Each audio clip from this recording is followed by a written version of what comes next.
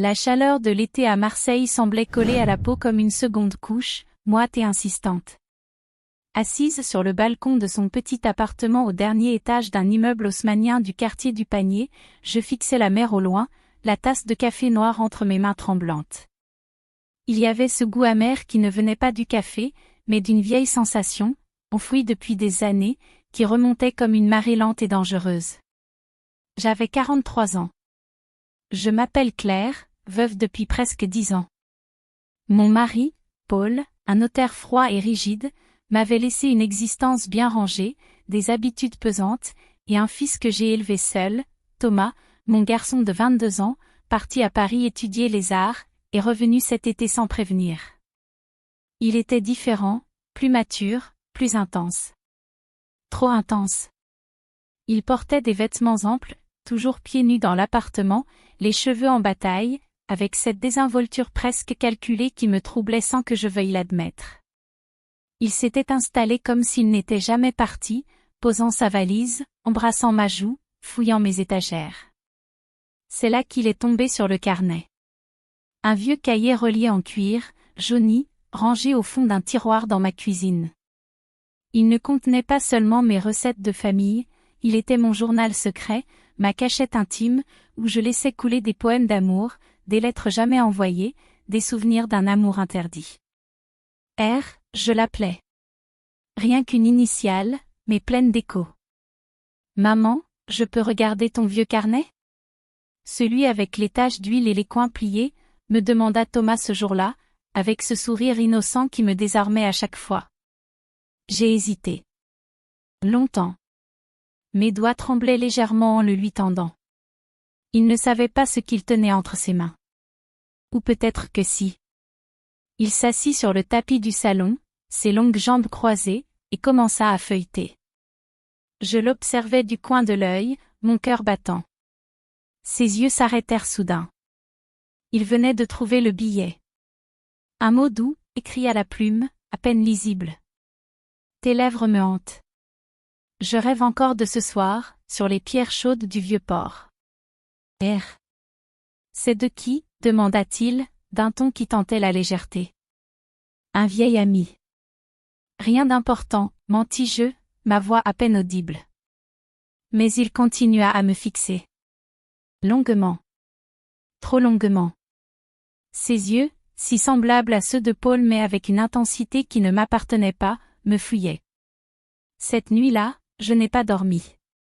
J'étais couché dans mon lit, en chemise de nuit légère, le ventilateur ronronnant au plafond, et j'essayais de chasser l'image de Thomas, assis, penché sur mon carnet, les sourcils froncés, les lèvres entr'ouvertes. Mais ce n'est pas l'image qui me poursuivait.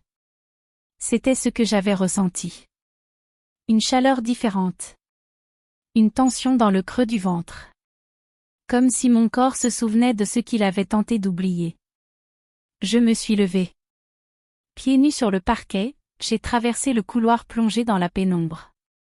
La porte de la chambre de Thomas était entr'ouverte.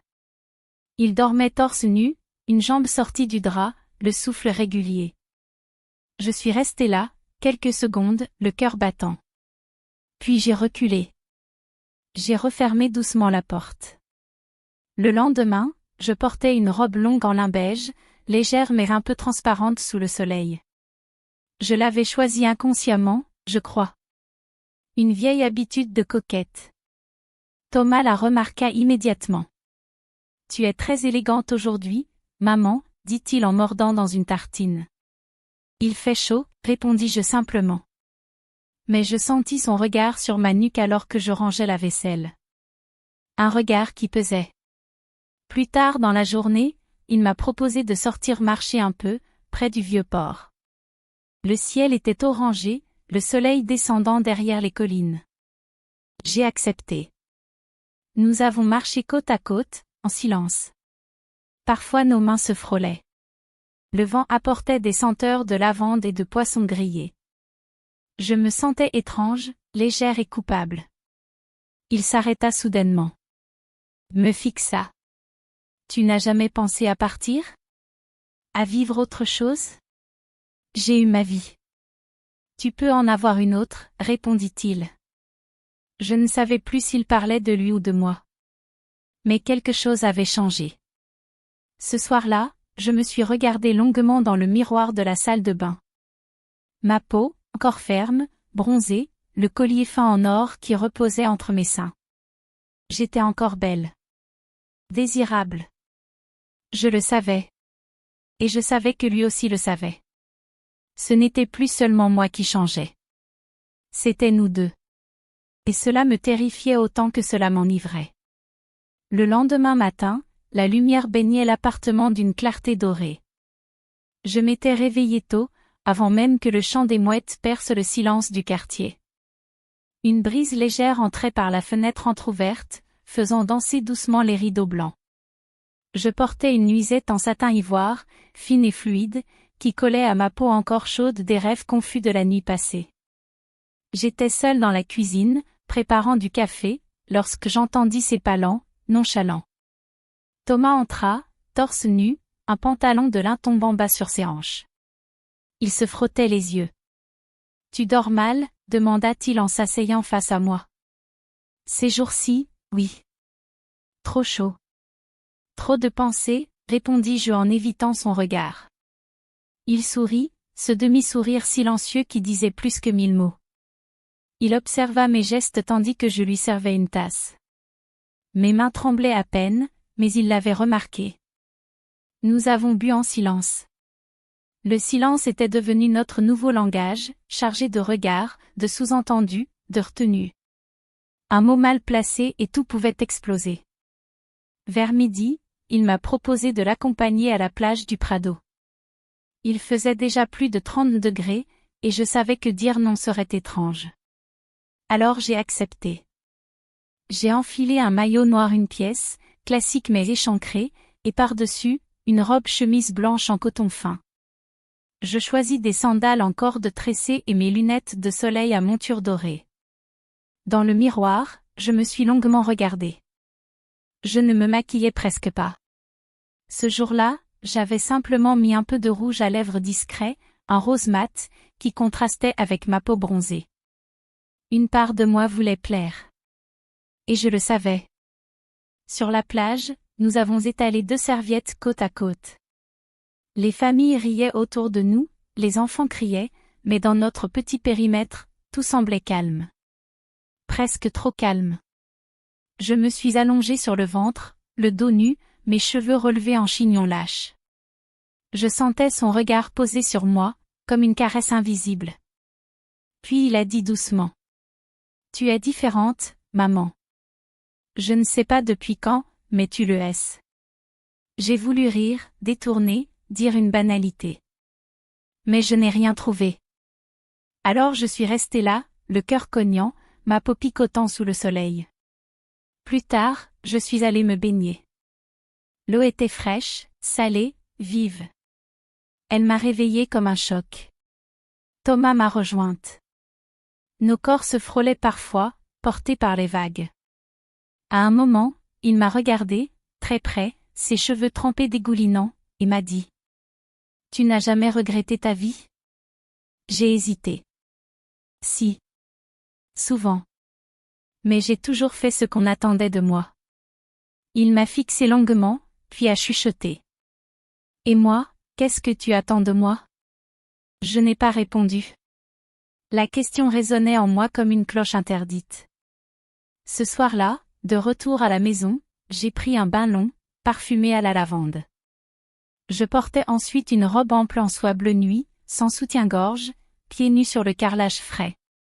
Il entra dans le salon, chemise entr'ouverte, et mit un vieux vinyle de Gainsbourg.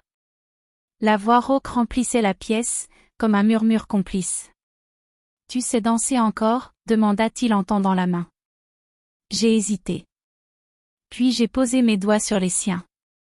La danse fut lente, presque chaste. Mais chaque mouvement contenait un frisson. Ses mains frôlaient mon dos, mes hanches. Il ne me touchait pas vraiment, c'était pire. Chaque espace entre nos corps était un appel. Je sentais mon souffle court. Mon cœur battait fort. Une chaleur étrange montait en moi, malgré les fenêtres grandes ouvertes. Puis il s'est penché à mon oreille. Tu sens le sel, et quelque chose d'interdit. Je me suis figée. Je l'ai regardé. Trop près. Et j'ai murmuré. Va dormir. Il n'a rien dit. Il a obéi. Il est parti dans sa chambre. Mais son regard en partant disait tout. Et moi, seule dans la pénombre, je suis restée debout, tremblante, brûlante de confusion, de désir et de peur. Ce n'était plus une tension diffuse. C'était une présence. Une force qui nous liait. Une promesse. Les jours suivants passaient comme dans un rêve suspendu. Un été étouffant et lumineux, où chaque coin de l'appartement semblait retenir notre souffle. Même les murs semblaient écouter. Je me levais tôt, comme d'habitude, préparais le café, arrosais mes plantes sur le balcon. Je portais des robes de coton légères, souvent sans rien en dessous. Ce n'était pas intentionnel au début. Mais ensuite, je me surprenais à le faire, pour qu'il voie. Ou peut-être juste pour me sentir vue. Thomas parlait peu. Mais ses gestes disaient tout. La manière dont il frôlait ma main quand il me tendait une tasse. Ou la façon dont il restait debout à la porte de la salle de bain un peu trop longtemps. Je feignais l'ignorance, mais chaque fibre de mon corps était en alerte. Un après-midi, il me proposa de monter au grenier. Une pièce que j'évitais depuis des années. Trop de souvenirs, trop de fantômes. On pourrait faire un peu de tri, non ? Dit-il avec ce sourire calme qui cachait toujours quelque chose. J'ai accepté. La trappe grinçait. L'air du grenier était chaud, chargé de poussière et d'odeur de bois ancien. J'y montais vêtue d'une combinaison en plan couleur sable, décolleté profond, ouverte sur les côtés. Pieds nus. Lui portait un short en jean et un vieux débardeur qui collait à sa peau humide. Nous ouvrîmes des cartons. Vieux livres, photos, jouets cassés. Puis, dans un coin, je vis une boîte que je reconnaissais. Des lettres. Certaines étaient à Paul, d'autres, non. Il les ouvrit avant que je ne puisse dire quoi que ce soit. Il lut en silence. Une lettre signée R. Encore. Tu l'aimais plus que papa, murmura-t-il, sans lever les yeux. J'ai dégluti. Je n'ai jamais pu l'aimer comme je voulais, dis-je honnêtement. Il se rapprocha, une lettre encore à la main, me l'attendant. Il écrivait comme s'il voulait te posséder. Je pris la lettre, la repliai lentement. Il était si près que je sentais son souffle sur mon cou. Ses doigts touchaient ma taille, à peine. Je n'ai pas reculé. La lumière dorée du vasistas tombait directement sur nous, dessinant nos silhouettes dans la poussière flottante. Puis il dit. Tu as l'air d'oublier que je suis un homme maintenant. Je le regardai. Ce n'était plus une question. C'était une vérité nue, exposée entre nous. Et moi, demandai-je, d'une voix rauque. Tu me vois comment ? Il ne répondit pas. Mais sa main effleura la peau nue de mon flanc, lentement, comme si c'était un rituel. Je ne bougeais pas. Mon cœur battait comme une alarme. Une alarme qu'on choisit d'ignorer. Puis j'ai mis fin au moment, d'un pas en arrière. Il faut redescendre. Il n'a pas insisté. Mais en redescendant les marches du grenier, il frôla ma jambe nue avec une lenteur calculée. Je sentis mon ventre se nouer. Le soir même, je décidai d'aller au théâtre, seule. Une vieille habitude que j'avais abandonnée. Je portais une robe noire cintrée, fendue sur la cuisse, et des escarpins à lanière fine. J'avais noué mes cheveux en chignon serré, maquillé mes lèvres de rouge sombre. Je voulais redevenir une femme, pas seulement une mère. À mon retour, Thomas m'attendait sur le balcon, une coupe de vin à la main. Il me fixa en silence, de haut en bas, sans cacher son regard. « Tu es magnifique », dit-il simplement. Je restai figée, les clés encore à la main. « Merci. » Mais ce mot sonnait faux. Ce n'était pas ce que j'avais envie de dire. Ce n'était pas ce que lui avait envie d'entendre. Puis il ajouta. « C'est dommage, que tu sois rentrée seule. » Je le regardai longuement, puis tourner les talons, sans répondre. Mais cette nuit-là, dans mon lit, je me caressais doucement en silence, les paupières closes, revivant le frisson de ses doigts sur ma taille dans le grenier, son regard sur ma robe fendue. Le soupir qui échappa de mes lèvres n'était plus d'une mère. C'était d'une femme. Et je sus alors que je n'étais plus capable de faire marche arrière. Le ciel de Marseille s'était assombri dès le début de l'après-midi. L'air était chargé d'électricité, les nuages lourds et bas semblaient écraser la ville tout entière. Je ressentais en moi cette même tension suspendue, comme si quelque chose d'inévitable approchait à petits pas. Je portais une robe portefeuille en satin beige clair, légère, presque glissante sur la peau nue. Sous la robe, rien, c'était mon secret. Mes cheveux relevés en un chignon désordonné, quelques mèches encadraient mon visage. Je voulais me sentir belle. Ou peut-être vulnérable. Je ne savais plus. Le tonnerre grondait à l'horizon lorsque Thomas franchit la porte de l'appartement. Trempé jusqu'aux os, ses cheveux ruisselaient, sa chemise blanche lui collait à la peau, dessinant les lignes nettes de son torse. Il referma doucement la porte, ses yeux cherchant les miens dans la pénombre. « Je crois que j'ai oublié mon chargeur ici, dit-il, mais sa voix trahissait l'excuse. Je restai immobile quelques secondes avant de lui faire signe d'entrer. J'étais dans ma chambre, assise au bord du lit, le carnet de recettes entre les mains, comme une relique de mes silences. Il me rejoignit sans hâte, goutte après goutte laissant une trace humide derrière lui. Il resta debout face à moi, silencieux, la pluie tambourinant doucement contre les vitres. Je levai les yeux vers lui. Nos regards se croisèrent et je sentis quelque chose se briser. Ou s'ouvrir. « Je n'arrive plus à faire semblant, » murmura-t-il. Ces mots flottaient dans l'air comme une déclaration étouffée. Je posai lentement le carnet sur la table de nuit. Il s'approcha. Ses mains humides effleurèrent mes bras nus. Mon corps réagit avant même que mon esprit ne puisse protester. Je n'ai pas bougé. Il s'agenouilla devant moi, son regard planté dans le mien.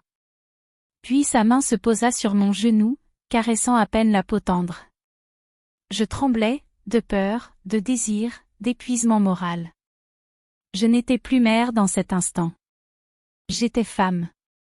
Entièrement. Il leva la tête et posa son front contre le mien. Son souffle sentait le vin rouge et la pluie. Et puis, doucement, ses lèvres frôlèrent les miennes. Pas un baiser. Un souffle.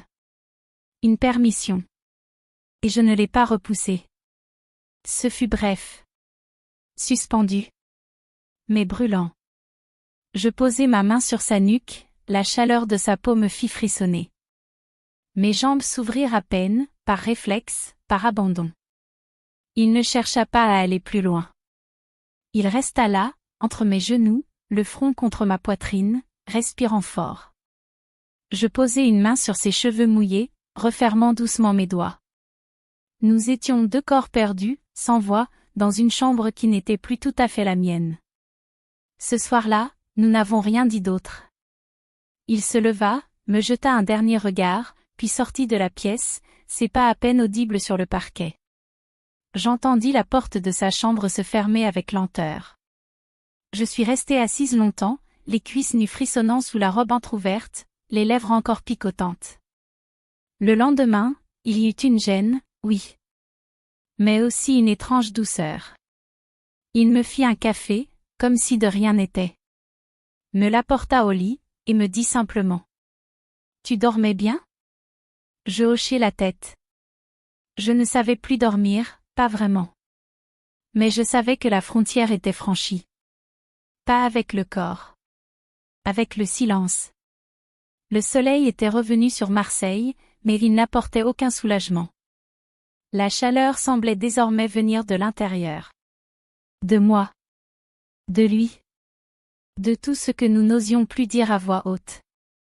L'appartement était devenu un théâtre d'ombre, de gestes trop longs, de silences trop denses. Même les murs semblaient écouter. Ce matin-là, je portais une jupe midi plissée couleur crème, avec un chemisier légèrement transparent, les premiers boutons défaits. J'avais laissé mes cheveux lâchés, ondulée par l'humidité. Je ne portais pas de soutien-gorge. Ce n'était pas un oubli. Thomas sortit de la salle de bain torse nu, une serviette autour de la taille. Il s'arrêta dans l'encadrement de la porte, me regarda. « Tu sens encore ce parfum à la vanille. » Je souris, imperceptiblement. Puis je détournai les yeux. Il s'approcha, lentement. Je sentis son regard glisser sur mon cou, mon décolleté, mes poignets nus. Je repars demain. Mon cœur manqua un battement. Tu ne me l'avais pas dit. Je ne savais pas comment. Je restai là, immobile, figé entre soulagement et panique. Son départ m'effrayait. Il me laissait avec ce vide que je redoutais depuis notre premier regard silencieux dans la cuisine. « Tu fuis ?» demandai-je. « Je crois que je nous protège. » Je hochai lentement la tête. Mais dans ma gorge, une brûlure montait. Ce soir-là, il proposa une dernière promenade. Il voulait revoir Notre-Dame de la Garde, notre lieu préféré lorsque Thomas était petit. Un endroit surplombant toute la ville, d'où l'on voyait la mer se fondre dans le ciel. Nous montâmes à pied, en silence. Le vent jouait dans mes cheveux. J'avais enfilé une robe noire fluide, dos nu, simple mais élégante, et des espadrilles à ruban noués autour des chevilles. Je voulais que ce moment reste en lui. En haut, la vue était magnifique. Mais nous ne la regardions pas. Il se tenait face à moi, plus proche que jamais. Je sentais dans son regard une tristesse mêlée à une certitude. Je t'ai aimé autrement. Et je sais que ce n'était pas censé. Je pris sa main, doucement, et la portai à ma joue. Moi aussi. Mais ce n'est pas ça qui me fait peur. C'est que tu partes. Et que je reste avec tout ça. Il se pencha vers moi, m'embrassa une dernière fois, chastement. Un baiser doux, presque irréel. J'aurais voulu que le temps s'arrête ici. Mais il ne le fit pas. Le lendemain matin, il partit. Une valise, un dernier regard dans le couloir, et le silence qui s'abattit dès que la porte se referma. Je passai des jours à errer dans l'appartement. À toucher les objets qu'il avait déplacés. À ouvrir le carnet de recettes, encore et encore. Il y avait glissé un mot, entre deux pages. Je reviendrai. Pas pour oublier, mais pour te revoir autrement. Quand tout sera possible. Je relus ce message chaque soir, avant de dormir, en caressant les draps vides à côté de moi. Et pourtant, je savais qu'il y avait un prix à payer. Mon reflet dans le miroir n'était plus le même. Mes yeux brillaient d'un feu que je ne pouvais plus éteindre. Les voisins avaient commencé à poser des questions. Rien de concret, juste des regards, des silences trop polis. Peut-être savait-il. Peut-être pas. Mais cela n'avait plus d'importance. Un soir, alors que la ville s'endormait lentement, j'entendis frapper à la porte. 1, 2, 3 coups. Lent. Rythmé. Je restai figé. Ce ne pouvait pas être lui. Il n'avait pas vu le temps de revenir. Mais quand j'ouvris, il n'y avait personne. Seulement une enveloppe posée au sol. Blanche. Anonyme.